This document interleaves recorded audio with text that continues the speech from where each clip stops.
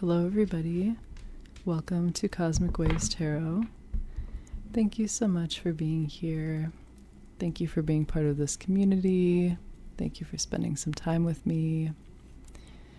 Today I'm going to do a tarot reading, asking for some insight about our love life, our romantic relationships.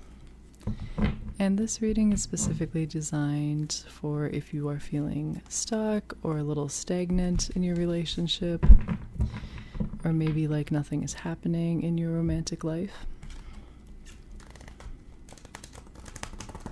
So I'm just shuffling now and asking the tarot for some insight. So either what we need to let go of, or some inspiration, just some guidance generally.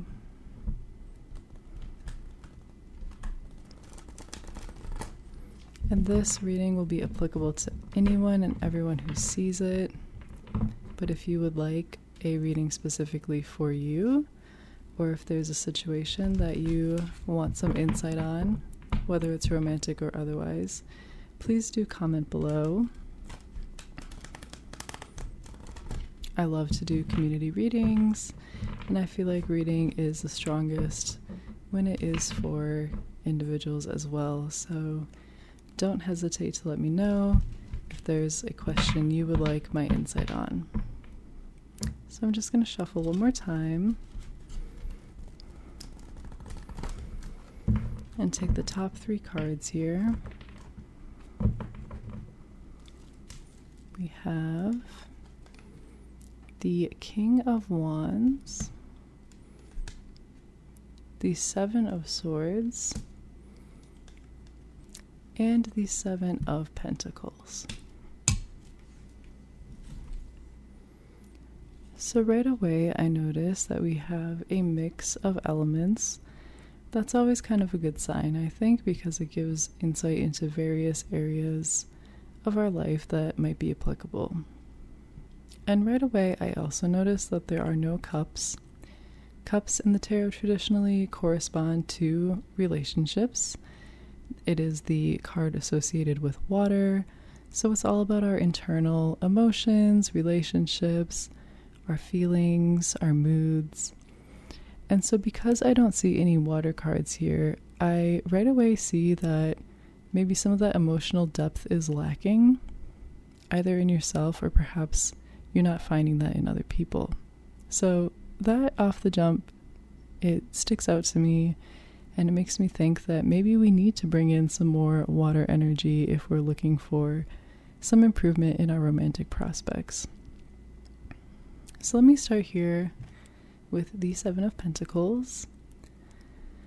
This is a card about hard work and especially kind of waiting on the fruits of your labor. So as you can see, this is a man in the field. He has planted some little coins here, and they're growing on the vine, but they're not quite ready to harvest. So it looks like he's maybe taking a break, admiring how far he's come, but still not quite ready to sit down and enjoy what he has worked so hard to develop. Pentacles in the tarot correspond to our lived 3D reality. So this is your health, your money, your home, things you can touch and feel, all the material realm. And so it looks like perhaps you've been working very hard in this area, but you feel maybe that you still have some work to go. And maybe this feeling is holding you back from being able to fully commit or engage in a romantic relationship. If you feel like your health, your finances, your home, you've come a long way, but if you don't feel ready to fully enjoy that, you probably don't feel ready to share that with another person or to bring someone else into that area of your life. Oftentimes, very serious romantic relationships do involve sharing finances, sharing a home. And so I can see that maybe you're a little protective of this area, or just maybe not quite feeling like you have it all together yet. But as this card shows, you've certainly come a long way. You have a lot to show for your growth in this area, and you only have a little bit further to go before you are ready to maybe share this area of your life or feel like it's fully complete and ready to have another person join you. Let's move on now to the Seven of Swords. Swords in the tarot correspond to the mind and logic. It is the air sign of the tarot. And swords can often bring a little bit of a difficult energy. They're not always the easiest card to work with. So in the seven, this shows a figure sneaking off with a handful of swords. We see some tents behind him, so it looks like he's kind of taking them from this community, perhaps. This card often corresponds to some sort of deception or deceit, some sort of trickery. And so, especially because swords are the card associated with the mind and thinking and logic, maybe you feel that you've been played some mind tricks on in the past in your dating. Maybe you feel that other people have been a little bit less than honest with you. When this card for deception and deceit comes up, oftentimes I think of mind games, I think a little bit of gaslighting. And so if this has been your experience, I can definitely see why there might be some hesitation to re-engage in a romantic relationship, maybe why there's some mental blockages as well.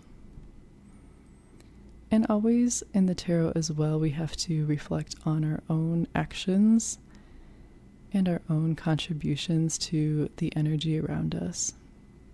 So I would make sure that you are not acting as this figure is.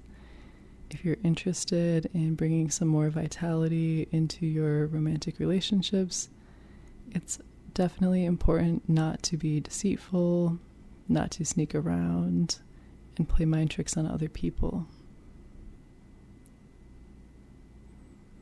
So this card is kind of a warning. It's kind of something to let go of.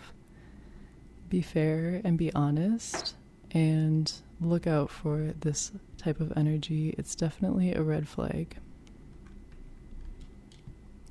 Finally, we have the King of Wands. This is probably the most positive card in this reading.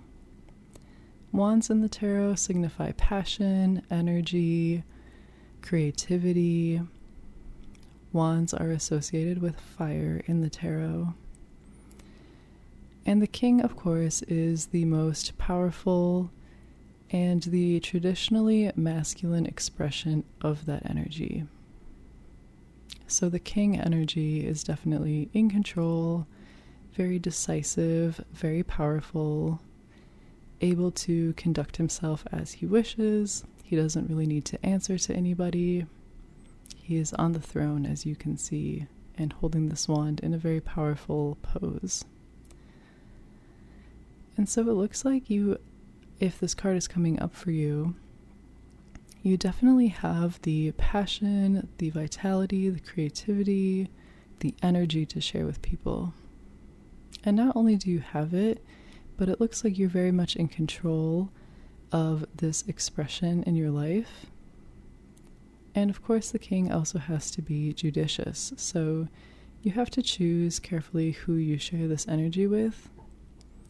But because the king is so powerful, I see that you are very well resourced in this area. So your passion isn't the problem, your energy isn't the problem, but maybe some of the other areas are holding you back from what you think you might be ready for in a romantic relationship. I would also look to this King of Wands for inspiration.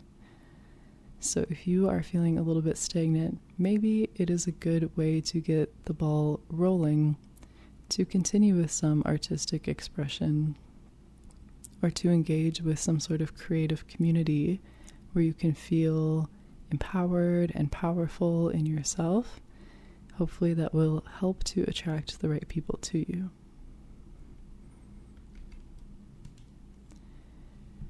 So now to summarize, it looks like you have a little bit of development to go in your home, your health, your financial situation. You've come a long way, but it looks like you want to develop that a little bit further, perhaps before you hop into a romantic relationship. You also need to look out for some red flags, either with other people or with yourself. Be careful not to let anyone play mind tricks on you, and be careful of avoiding deceit and deception in your own affairs. And finally, you have a lot of creative power and prowess. You have a lot of passion to share, so you're definitely in a strong position in that sense. And I think leaning into this energy will help you perhaps to overcome some of the more difficult energy or some of the progress that still needs to be made. I'm actually going to pull one more clarifying card, hoping for one more thematic card that will wrap up this reading. Some inspiration maybe that we can take with us.